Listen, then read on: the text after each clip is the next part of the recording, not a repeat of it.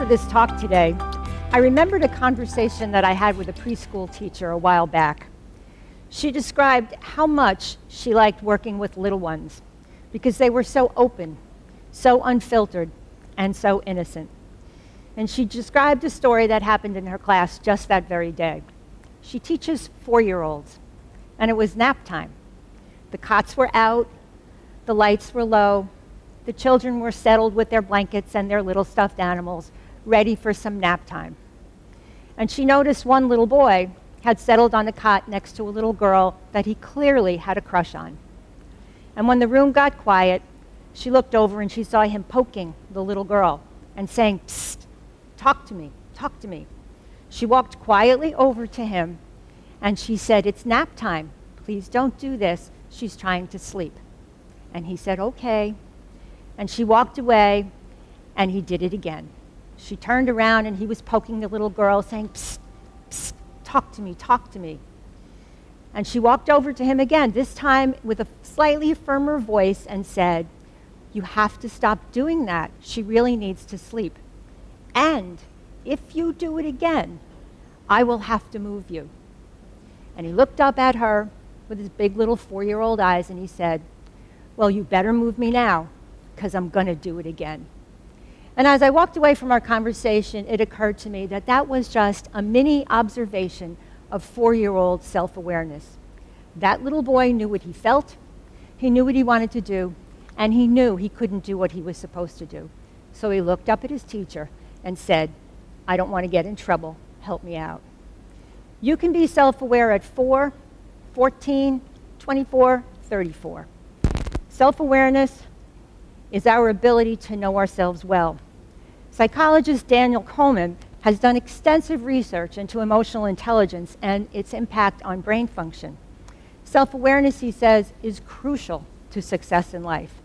If we are self-aware, we are able to recognize our emotions, how we respond to our emotions, we can identify our strengths and our weaknesses, and we can appreciate our self-worth and the things that we are capable of doing.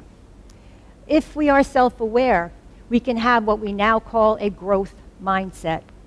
And with a growth mindset, we believe in ourselves, and we believe that with dedication and hard work and resilience and flexibility, we can achieve goals. And with a growth mindset, we also know that we can also change goals. We understand and we appreciate and we enjoy the fact that there is not just one road to happiness and one path to success. As part of the social emotional model here in New Jersey, the Department of Education recognizes 4 key subcompetencies that we find in self-awareness. The first is to recognize one's feelings and one's own thoughts. The second is to recognize the impact of one's feelings and one's thoughts on behavior. How we think and what we feel tells us what to do. We can recognize our personal strengths and our personal limitations, and we recognize that in order to handle life, we have to have a degree of self-confidence. We have to believe that we can. We move on, and then we say to ourselves, as educators, so what does this look like in school? How can we, as educators in schools, develop that sense of self-awareness and the confidence that comes with it in our children? I see self-awareness activities in school all the time, every time I visit a school. I was recently at one of our elementary schools, and when you walked into the building, there was a giant poster on the wall. And the poster said, "I haven't ... yet." And underneath that was a picture of every staff member in that school. And next to their picture was something they haven't done yet. I haven't written a book. I haven't driven a motorcycle. I haven't learned to cook yet.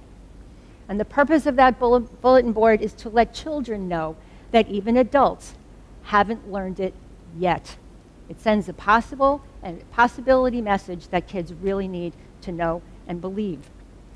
In a middle school, you may pass a teacher's classroom and see a growth mindset quote on the board every day. You'll see the same growth mindset quote on the wall of one of the assistant principals at the high school every day. And it might be a quote that says, "Believe in yourself and you're halfway there." Or it might be the famous Edison quote that says, "I have not failed, I have just found 10,000 ways that won't work. At the high school, a teacher might read a letter on the opening day of school that explains to the children a little bit about who she is, what she thinks she's good at, what she cares about, why she is a teacher, and why their education matters to her. And in return, she asks them to write a letter to her, to tell her who they are, what they're good at, what they care about, and what they hope to learn in the course that she teaches. In a counseling office, you will see counselors choosing words so very carefully, words that allow kids to tell us more about who they are rather than what they think they are supposed to do.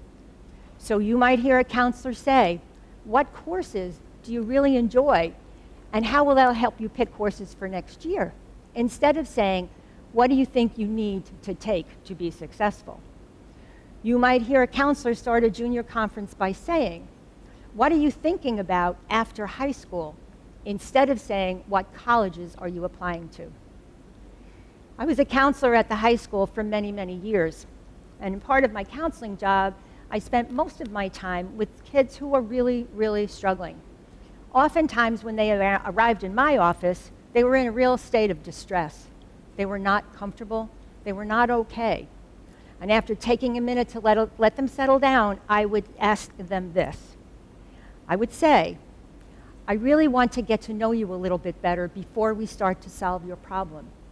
Can you tell me a little bit about who you are? But don't tell me what you do. Don't tell me what clubs you belong to. Don't tell me your GPA. Tell me who you are." And oftentimes, we would sit in an uncomfortable silence for 2 or 3 or even 5 minutes until that child could come up with words to describe who they are, words to describe their thoughts, their feelings, what they care about, what they wish their life was like, that in this moment, it isn't. We see these things every day. We attempt to do these things with our children in classrooms, in our curriculum, in our conversations with each other, and in our conversations with them. I think it's important, though, to understand that self-awareness is not a skill to be learned only by children. And self-awareness is not something you master once and you don't ever do again. Self-awareness is a lifetime of self-assessment. It is a lifetime of reflection. As adults, as parents, as teachers, as coaches, as community members, as spouses, as uncles and aunts, and in every way we interact with people, we need always to take stock of who we are, what we're thinking, what we're feeling, what we value, and what our goals are. For parents, it is important to understand that when you work with your children, you need not only tell them about the importance of self-awareness, you need to show them in all of those different places where you might come across a real need to take stock. Sometimes it's hard times. It's times of loss. It's times of confusion. Sometimes it's life's best moments. It's seeing your child graduate and becoming an empty nester. It's about having a baby. It's about getting married. It's about starting a new job or leaving an old job. Every time life changes, our need to be self-aware becomes even more and more important. It isn't always easy to be self-aware. It's hard work. It requires that we dig deeply into our hearts and into our heads, that we be honest with ourselves, and that we be honest with what we want and what motivates us, what we love and what we're afraid of.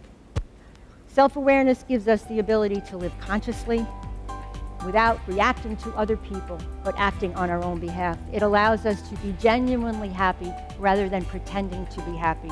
And it allows us to live a life that is fully true and real to ourselves. Thank you.